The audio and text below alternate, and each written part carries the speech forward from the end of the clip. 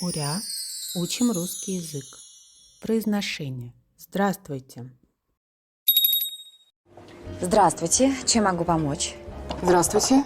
Мы говорим «здравствуйте».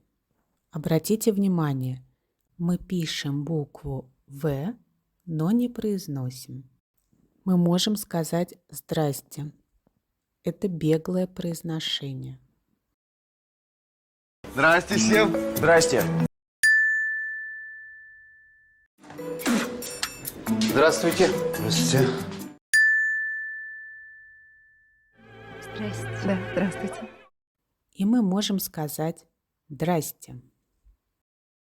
Здрасте.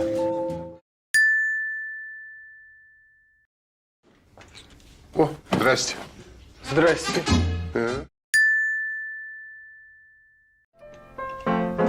Здравствуйте, Максим. А вот и я. Здрасте.